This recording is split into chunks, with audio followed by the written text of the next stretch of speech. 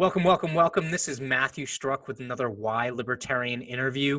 Today we're joined by an awesome libertarian, Mike Rufo from South Jersey. Really quickly, before I get into it, he's in the middle of going to a pro-Second Amendment event, so deal with his GPS. Maybe you can track him wherever he is in Southern Jersey and Eastern PA. But yeah, quick reminder, if you are watching this, whether it be on YouTube or Twitter, please, by all means, follow, subscribe, hit the notification bell, like, and share this. That's how we can get this information out to people that might be interested in how one might actually become a libertarian. Mike, thank you very much for taking the time. No, thank you for reaching out and asking me to come on. I appreciate it. Thank you. So you're running for office right now, right? Yeah, I'm running for Congress in New Jersey's 4th Congressional District, running up against 40-year incumbent Chris Smith. And the also ran Democrat that they run every 2 years. Yeah, the sacrificial lamb, as it would be, right? So what I noticed was I talk bad about her. She's a very nice woman. We interacted during the League of Women's Voters debate, and she's a very nice person, and she's doing the best she can going up against the behemoth that is Chris Smith. Oh, I'm sure. You know what was funny was I was looking at just the shape of your district. And, it's not necessarily a poster child for redistricting or anything like that, but I found it was funny. So it doesn't include Trenton, right? No. Okay. Nope. And also it butts up against, does it include Asbury Park or it doesn't? I believe it does. Okay. So you have, I guess they did kind of a favor, maybe, I don't know. So like Asbury Park is essentially like a Democrat stronghold, right? Yeah, there's also it doesn't have a very big population either, though. Yeah. And so I guess maybe they're kind of like the token Democrats in the district, because they made certain that Trenton, which obviously would have made the district a little bit more competitive or maybe even flipped it, didn't necessarily work its way in there, right? Yeah, no, Trenton. They definitely made sure Trenton stayed out of there. That would have been the killer for them. They pulled Bordentown out. Bordentown used to be in. I mean, it's always forever changing. I'm curious to see how it ends up getting changed after this next census here that we're in the midst of. Yeah. So in that light, so you are born and raised New Jersey, right? 100%. Yeah, I was born at actually. I'll tell everybody. I don't care. Riverview Hospital in Red Bank. Grew up in Keensburg, and then we went from West Keensburg. Where I went to the schools in Hazlet for a little while. When I was in high school, we moved to Jackson, and I've been in Jackson ever since. I spent about 1.5 years, 2 years living in Long Branch with my wife when we were dating before we got married. We had an apartment on the water, a little studio apartment. But other than that, it's at this point in my life, the majority of my life has been spent in Jackson. Yeah. So you're like Jersey Shore through and through, right? 100%. I grew up playing skee ball, eating Zeppelis, walking the boardwalk, going to Sandy Hook, going to Belmar. That's my life, man. I don't call it the shore. I call it the beach. We go to the beach. Yes, yeah. Well, when it's like literally, a quarter mile from you, yeah, I would understand that. You're out the shore when you walk in your house, like. So yeah, exactly. So all right, so let's get down to it. So the purpose here is really kind of get a grasp on how you got into kind of like the libertarian, at least way of thinking, and then eventually into the party. So you had mentioned Ron Paul was a big kind of inspiration for you, right? Yes, absolutely. So now I'll start from square one. So high school, 9/11 happens. And I'm sorry to upset some people who might be conspiracy theorists, but planes really did hit those buildings. I've been seeing a lot of that running around the internet again, and my father witnessed it. My father's not a Fed, and I promise you, an air jets actually hit those buildings. That's not photoshopped. Yep. I just I bought into the whole neocon. We got to go to war. We got to do this thing like everybody did. I mean, most of us bought into it. Yeah. But then, things started being fishy, right? Like 04, 05, things started popping up. Things didn't make sense. Weapons of mass destruction weren't really showing around. There was no chemical warfare stuff. There wasn't, all of a sudden it's like, all right, well, the story it's not lining up. Yeah. And then I dropped out of college to pursue a career in car sales. was working, and one guy said, dude, you got to look up Ron Paul. And this is 2006. And because I started explaining to him the way I was starting to view things as I was maturing. In 2006, I was 21 years old. My viewpoints were maturing on things. And then, he was like, nah, man, you might be a libertarian. You got to look up Ron Paul. So I look him up, and I go down the rabbit hole. 08, I vote for Ron Paul. I follow the Ron Paul campaign. 2012, I follow the Ron Paul campaign. 2016 comes around, and I'm really hopeful for his son, right? I'm really hopeful Rand is going to come out. I know he's not quite the same as Ron, but at least we'll have some echoes of Ron in there. Yep. And he's not really doing it. I actually end up at the hospital with what was actually like a kink in my back and like my neck that I thought was chest pains. And I'm sitting there in the hospital, right? And I'm looking up at the TV, and there's John Kasich. And John Kasich was the only one talking about the national debt. So I was, let me look. Who's this John Kasich guy? Oh, governor of Ohio. All right. What's his story? And I'm just listening to him. I was like, you know what? A lot of what he has to say makes sense. Yeah. I really like this guy. If I'm going to stick with the Republican Party, I'm going to support this guy through the primaries. He starts to fade. Trump's, ETV and thing on the bus with the grabber by the, all comes out. And I said, I can't support this guy. There's no way. And I didn't really like Trump to begin with. I know my father and a couple of his friends were all into it. It's like, I can't support this guy, Trump. Now, Trump's taking off like a freight train. Well, I was like, all right, what's going on with the libertarians? I got to find somebody else. I'm furious. I can't. I sure as hell I'm not going to vote for Hillary Clinton. There's no way I'm supporting them. And there's no way I'm supporting Donald Trump. So I look up the libertarians. Sure enough, it was May. They're having their national convention. I actually watched their national convention on C-SPAN, right? And I'm watching everything. So I even saw that, Weeks up there dancing and stripping, the big fat guy and all that in the convention. And I was like, what is this? And I even stuck around through all that. And so I'm sitting there and I'm watching. They get to the vice presidential nominations. Now, I had liked Gary Johnson. I kind of had heard about him in the past. Look, I like the idea that he was a former governor. So, all right, cool. There's some things going on here. But then they do the VP nominations, and they start talking about Bill Weld. I'm like, all right, Bill Weld, okay. Yeah. All right, I look into him. But then one of the guys running against Bill Weld, his video comes on. He starts talking about his story and why he's a libertarian and how everything really affected him from his childhood and his life's experiences with his mother and his father and him being in the military and all that. And it was Larry Sharp.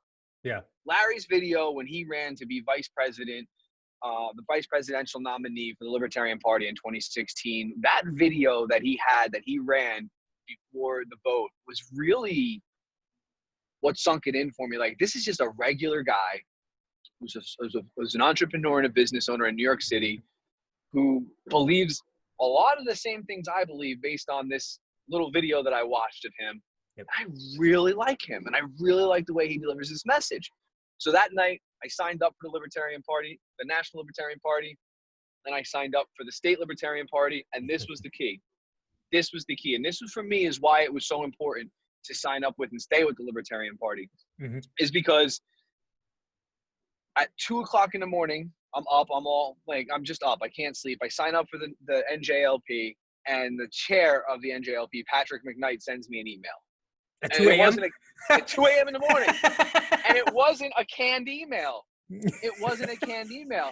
And we actually had like a fairly decent conversation via email for like the next half hour, 45 minutes. Yeah. And he's just instant replying to everything. And I'm like, oh, this is great. These guys actually care. And then it was on. I showed up my first meeting. There was 3 people. Now there's 20 people, every month. So, I mean, it's just, I don't know. It's just the people involved with the Libertarian Party and the Libertarian philosophy, they are very ideologically consistent. Yep. We like to apply the same ideals to everything. And it's just, it's passion. It's just pure passion. They care so much. It's not about the money. It's not about the vote. It's about getting the message out there and getting people to view politics differently. Yeah. I think the one thing that a lot of people miss with the Libertarian Party is they think because we're into like individualism and like volunteerism, okay, right, that we don't care, Right? Like that was always the knock. Like back in 2012, that was like the knock, right? Uh, Yep. that was the the libertarians like don't care about anyone else. They just want like themselves to be good. But that's not really true. Like libertarians believe in like you have to be strong yourself, right? To then, if you want to voluntarily contribute to the success of the whole, right? And it's more of a bottom up than it is a top down. And that's really tough for people to grasp. I mean, did you kind of have that experience where you felt like it was more empowering to be a libertarian than it was to be just kind of like a cog in a big machine on either side of the major parties?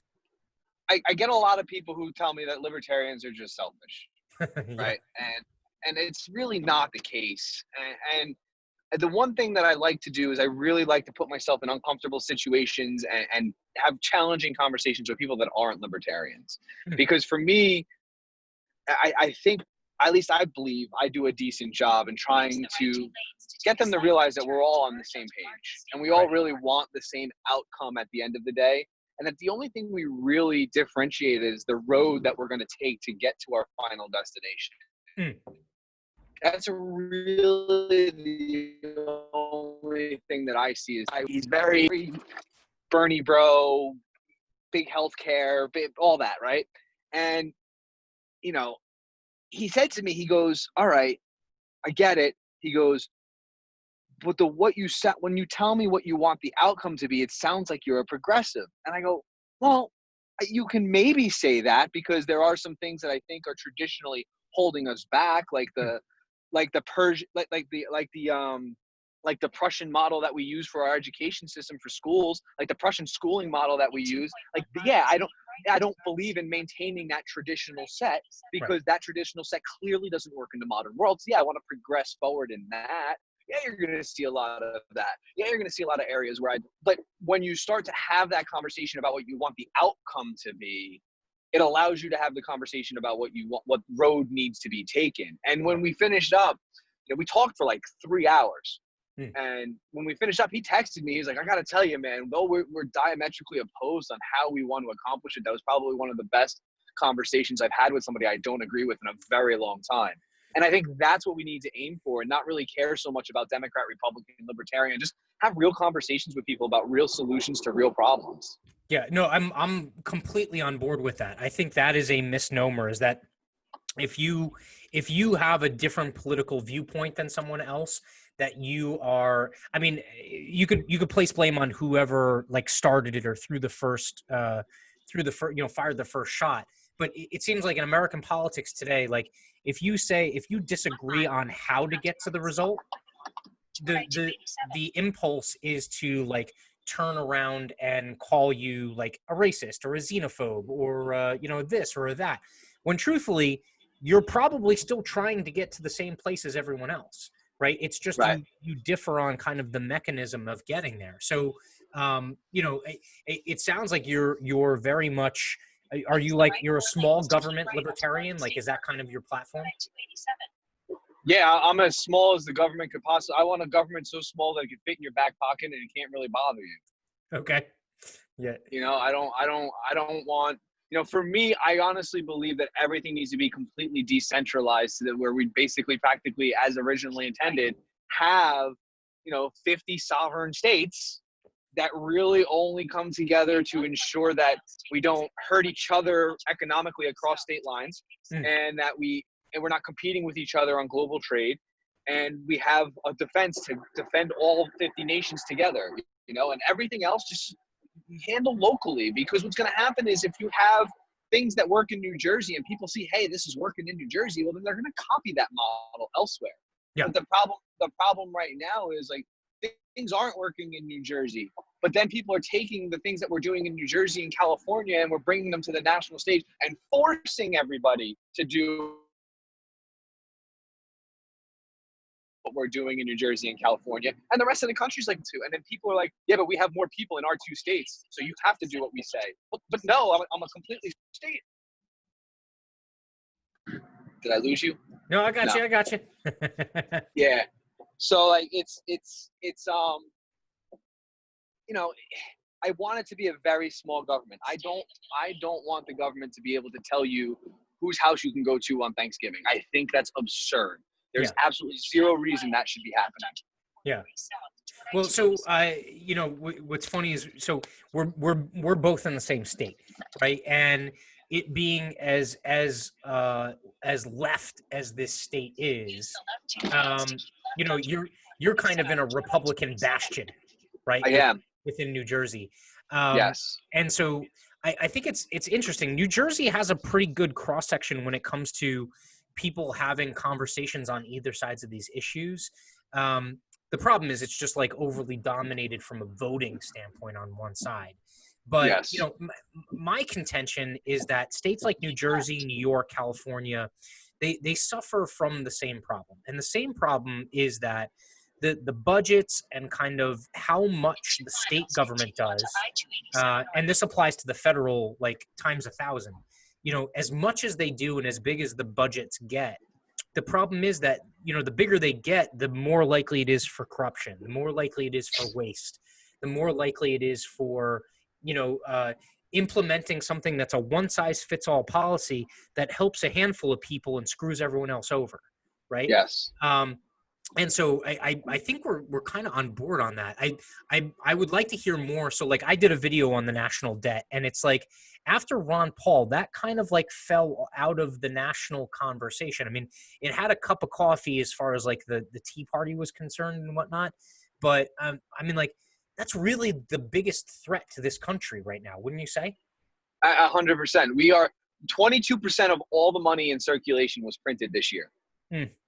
Wrap your brain around that. Understand that inflation's a real thing. You can't just endlessly print and endlessly print, especially when you don't have the labor to back it up right now. Yep. There's nobody's in work. You're intentionally forcing people out of work. So there's no, the GDP isn't there. Mm-hmm. There's no production. Nobody's doing anything that actually is benefiting and justifying the printing of the money. So we're just setting ourselves up for hyperinflation. And worst of all, we might even get a stagflation. Like it's not a good thing. Every dollar that you have in your savings account right now is being dwindled to nothing, absolutely nothing. And people who are ready for retirement, listen, your Dow Jones is up, but your Dow Jones is up because inflation's up. I don't care what anybody tells me. The stocks aren't worth anymore. It just takes more money to buy them right now. Yeah. You know what's also funny is I think people forget that, what the difference is between paper profits and actual profits, right? So like the indexes and the stock indexes, it's literally a casino. Like it does not reflect the state of the economy. Okay. Correct. Now from that standpoint, and kind of, I'm going to pull your stance on that and your kind of anti-war stance together.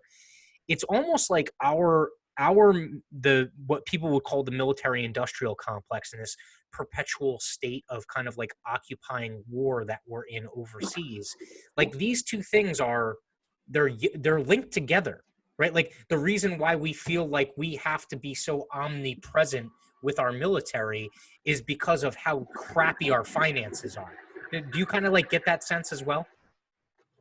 Yes. So the whole reason the Federal Reserve exists is to fund war.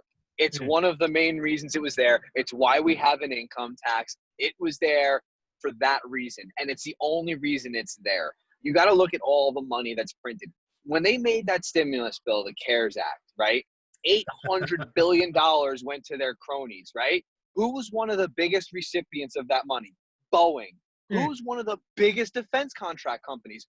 Boeing. They're double dipping. They're not printing this money and passing these acts for me and you. They're printing this money and passing these acts so they can line the pockets of their cronies and Boeing and Lockheed Martin and all these mega companies that are building the bombs. And then they got to come up with a reason to drop the bombs so they can have a reason to build more bombs. And that's what they're doing. And it's funny because a lot of times when you tell people, I want to bring all the troops home, I want to bring them all home, I want to end the forever wars, I want to get out of the Middle East. The reason the Taliban went from 400 people in 2001 to thousands of people today. Not because we're any freer than we were today. We're a hell of a lot less freer than we were back then.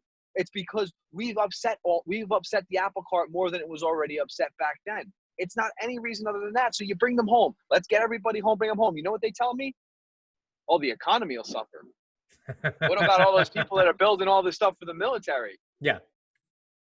Wait, what? You want to, so you're okay drone bombing schools and churches and buses and children and weddings? Like, Yeah. So that a couple of guys can keep turning wrenches on some fighter jets? Yeah. They'll find other jobs because that company is going to have to find a way to build other products. Listen, after World War II, when they brought everybody home and everybody expected the GDP to take a dump.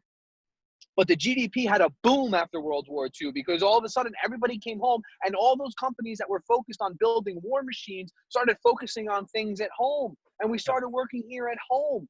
And those companies, those private companies without guidance from the federal government figured out a way to turn profit and continue to build. So the people, the workforce didn't decrease. The GDP went through the roof and the economy boomed in the 50s. The reason the economy boomed in the 50s is because we ended World War II. Yeah. And we brought the troops home. And then everything started to stagnate again once we went out to Vietnam and we sent all the kids away and there wasn't a working population anymore. And the factories were focused on war again. And it's the same thing. And so now we use the Federal Reserve to inflate bubbles to make up for the fact that the biggest producers in this country are producing war machines and not things for consumption here at home. Yeah. Yeah. No, and I think those two pieces there's some real kind of core pieces to the libertarian platform. I think those two pieces are two of the most powerful ones, right? Because they also cause all these kind of like, ripples elsewhere, right? So to transition to kind of like the issue that we're having with policing nowadays and that conversation. Well, part of the reason why police forces are militarized is because there's so much surplus military gear to get rid of. So like, why just, kind of like grind it up? Why not give it to the police forces and, get a couple of bucks for it, or maybe even just hand it off to them, because you're probably better off because you don't have to continue to service all of that stuff, right? But like there's all these ripples in the pond that come from those two big pieces, wouldn't you say? 100%, and even more so than having the leftover military equipment that needs to be sold, or the used military equipment that needs to be sold. We've created a culture where war is okay.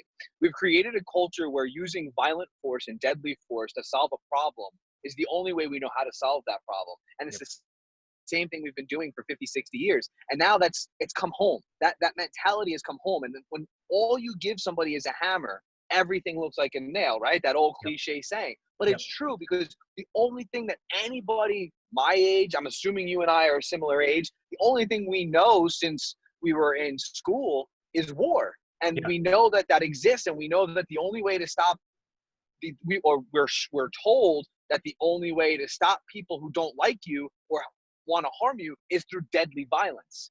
So now we've accepted that in our culture here at home, and we're allowing that to be used on the streets here in America. And the worst part is the police in America don't have the same ROE, the rules of engagement, that our own military members do overseas. Yeah. They don't face the same types of discipline for making the mistakes. They don't face the same kind of type of investigation when they do use their weapon. Like it's not the same. I've had every military member I've ever spoken to says, no, the rules of engagement overseas are far different than they are here stateside.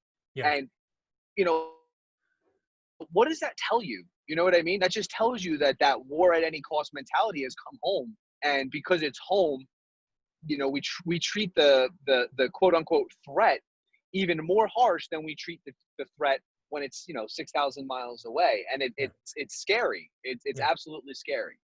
Well, and a lot of people might try and twist that and say that the libertarian perspective being I wouldn't say like critical of, but at least like focused on policing makes libertarians anti-police, and that's not true at all, because the how the community views the police force makes the police themselves safer or less safe based off of how they're perceived.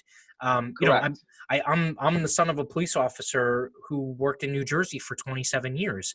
He had to do things every single day that family had to worry about him coming home.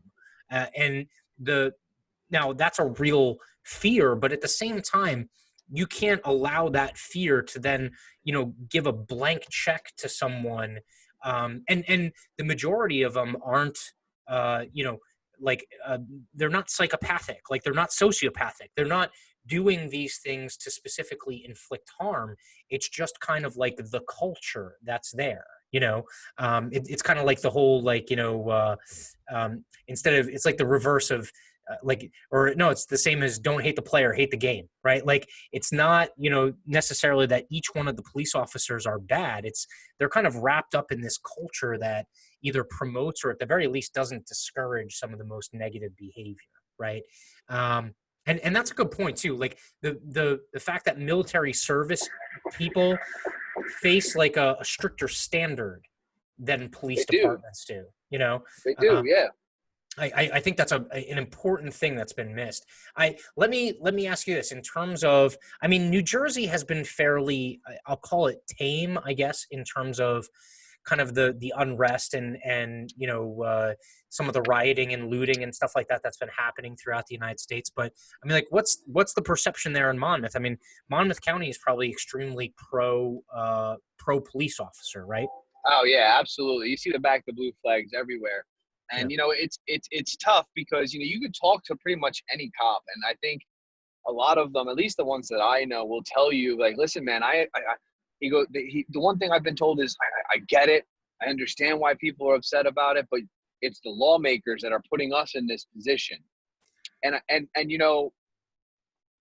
I'm all for individualism, right? Everybody stands on their own and everybody is their own person. And the one thing I've told my police friends, I've told them, I said, I get that, man, but I just want to know that when push comes to shove, where do you draw the line at I'm not obeying that order? Right. And that's always been my thing. And as long as there is that line and the good guys, the guys who are just, you can almost tell sometimes the guys that aren't really like the cop you really want to be engaged with on the side of the road because you were speeding and something smells funny in the car, and then you kind of know the guy who's like, all right, dude, get the hell out of here. They exist, right? Yeah. But it's the lawmaker, right? So the whole back the blue thing, all right, cool, yeah, absolutely, I'm going to support my friends. I don't want my friends to get hurt. I don't want anybody to get hurt. I don't want violence, period. I don't want violence against the cops, and I don't want violence from the cops. But the one thing I would love to see more than anything is for everybody who is staunchly on one side, like the cops can't do wrong, back the blue no matter what kind of deal. How about you pressure the union to stand up to the lawmakers and stand up against the lawmakers for some of the laws that they're putting forth that are putting your police friends in danger? The laws that maybe we don't let's analyze the laws. Like, should your friend or your family member who is a cop be engaging with somebody in this situation?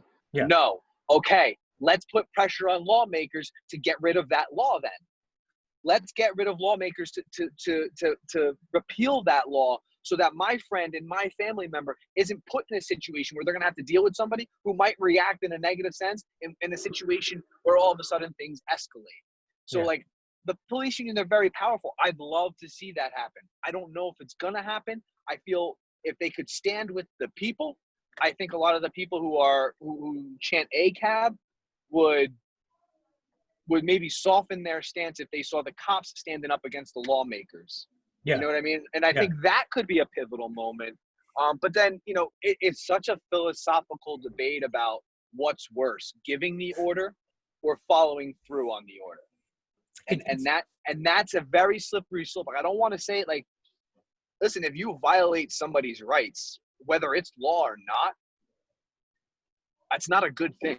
Yeah, and it's not a good act. It's tough. It's tough. You're so there's a lot to unpack there. The first thing I would say is I think you're spot on. I think that the police should be some of the frontline supporters for decriminalizing or descheduling certain drugs, right? Because that basically creates a black market that creates a number of individuals that are heavily armed, okay, that are dealing in a black market transaction or economy. And so if they're being forced to police that, they don't necessarily have to, right? Like if it was decriminalized or if it was descheduled and it became legal and you could go to a corner store, those interactions stop. And that's police officers now that don't have to face down the barrel of a gun because, a gangbanger or a drug dealer is trying to defend, their piece of that industry that's operating outside of the law. Right. I think the other angle there is a really good one in terms of legislators kind of abdicating their duty when it comes to defining, like qualified immunity is a perfect example. Okay. There's bills that have been pitched, one by Justin Amash. It's over almost 140 days now, I think, since it's been put to the House. And I don't think it's going to get a vote, Yep. This Congress. Nope. And, but now here's the thing. You don't necessarily have to get rid of it, but it's a starting point. Okay. Because what people don't understand is qualified immunity isn't law. It's case law. It's judges who said, you know what, we're not willing to pick where we're going to draw the line. We're going to let legislators do that. And the legislators have basically abdicated their duty. They have been completely silent because both of them win political points, right? Republicans can say, well, we want to keep qualified immunity the way it is because we're pro-cop.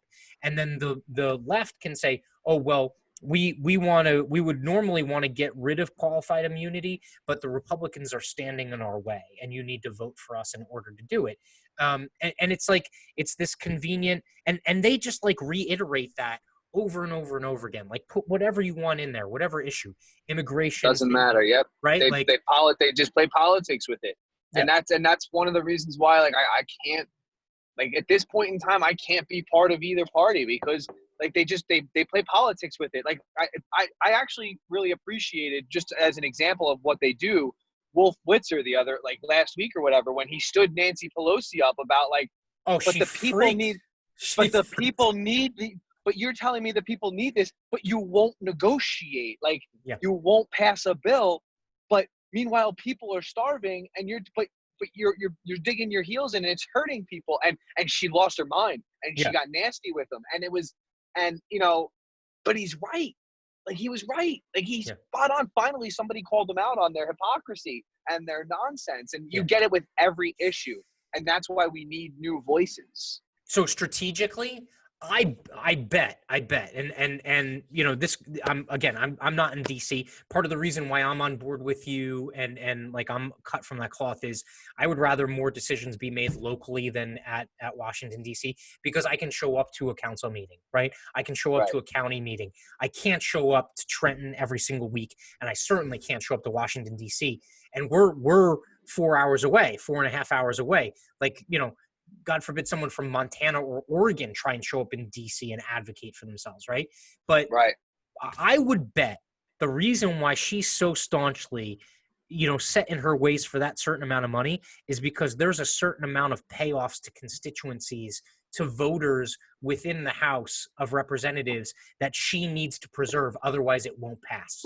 I almost guarantee that there's like earmarked money that has to be included in the bill, and if it's a penny less, the thing won't pass, or they'll like try and have her head and she won't be the senior ranking member anymore, because she had to bow down to the monetary powers that be that are looking to benefit from that stimulus. And they don't want to give the Republicans a win of any kind. Also true, completely true. Yeah, you know what I mean. They don't want. We're 2 weeks out. People are voting at home right now. They want to be able to blame the Republicans for things not getting done. Mm-hmm. And if it doesn't pass, then the Republicans wouldn't give us what we wanted, and they can play that hardball because they control the Congress. And then she also knows that right now the odds are looking like the Democrats might win all 3 spots, right? They might have the White House, the Senate, and Congress, and they can just scrap the whole thing, start over, and pass some $5 trillion bill instead. Right. Yeah. No, you know what? I think I agree with you. I think it's like if they can't come close to the point where she can claim victory of getting her number, it's just non-negotiable, because they say, all right, we'll see what happens in the polls, and then if we get to pass a bigger one, we get an even bigger win. I can totally see that. That makes sense. All right, let me ask you one last thing, okay? I don't want to hold you up, or I know you're headed to an event, so I don't want to take too much time from you. But No, so that's fine, brother. I appreciate it. so free speech, okay? This is something that I haven't really touched on a lot with a number of the other people that I've interviewed, and this is such a like the state or the endangerment of free speech nowadays. It has never been more in danger than it is now. I mean, where do you kind of stand on the free speech argument? I mean, there's like purists, and then there are people that kind of like draw the line in different places. Um, are you like kind of like an originalist in terms of, you know, the true interpret or the you know the word for word interpretation of the First Amendment, or where do you kind of like stand on those issues? Well, I mean, the First Amendment is so much more than just speech. But I mean, if we're going to talk just about free speech, like if you're not calling for somebody's death and you're not trying to incite a riot, like in the moment, I mean, we have to allow ideas to be exposed. We have to allow the light to be shown on evil. Like when evil hides in the darkness, it festers and grows. Right. We don't want people gathering secretly. I'd rather know that QAnon is a bunch of dummies, since, you know, telling me that JFK Jr. is going to come back to life on October 17th.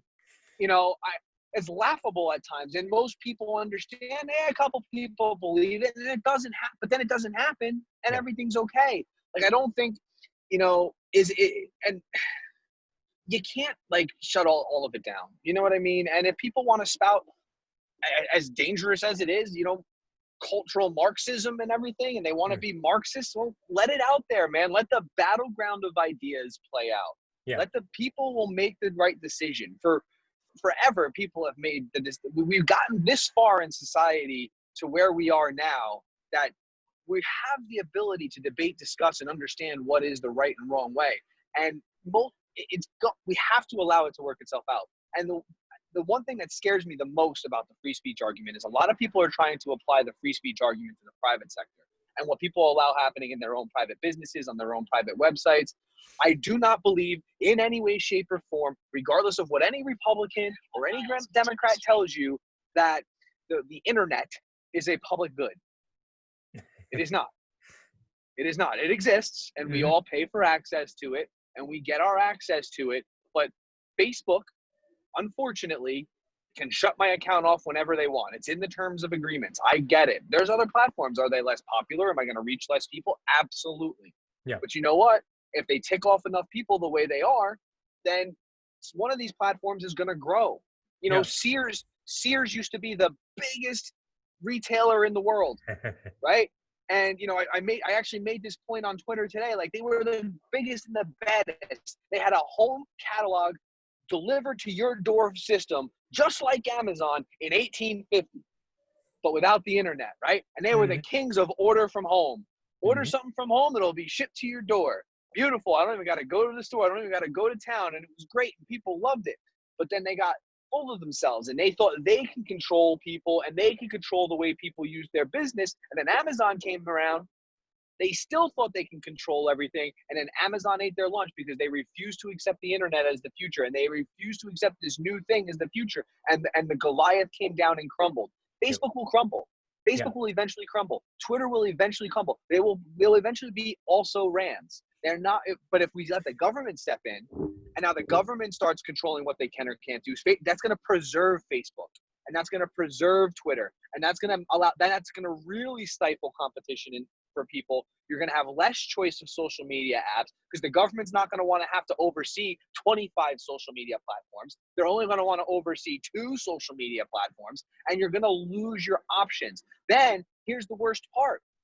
The Marxists of whatever, you know, Antifa, the Marxists, or the white nationalists, whoever it is that you're afraid of, that you don't want in control, well, you just gave them the ultimate ability to silence anybody, because now the government has the threat of violence and force to come in, swoop down, and force you to stop speaking about something. I'm not for that at all. I would much rather fight my battle with Twitter and Facebook and have the option of going somewhere else than have zero option of the government telling me what I can and can't say. Yeah. I think that's something that a lot of people can't grasp.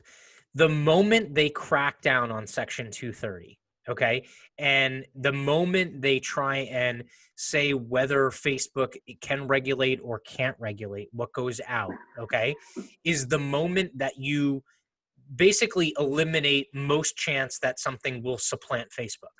And people don't get that. They don't understand that. Like they think that that's the moment that like all of a sudden everything's equal and everything, but that's not true because first of all, you think Facebook's just going to sit there and let them regulate away their business model? It's not going to happen. You see it time and No, time they're going again. to write the regulation. Yeah, and they're going to write it in such a way that they're like, all right, fine, you're going to crack down on us, and we're going to take it on the chin. But at the same time, we're going to make sure that after we take it on the chin, no one else can encroach on our property. That's what Bingo. they're going to do. They're going to, and Yep. so you'll end up creating institutionalized tech companies, almost like the utilities, where there was no open competition. You regulated things to the point where no other competitors had any incentive to even get into the market. And so if you want Facebook to be ubiquitous and around it, and now, okay, so we talked about like conspiracy theories before, like there's tons that center around big tech and stuff, you know, like the CIA, CIA money in Google and Facebook and stuff like that. And whether that's true or not, all right, one thing's for certain. If you want competition in the market so that Facebook actually has to answer to the masses and to a higher power than itself, you don't want regulation. You want the market. That's what you want. And it's so bass-ackward in terms of people's understanding of that dynamic. Are you a free Assange and Absolutely. Oh my goodness. Assange guy?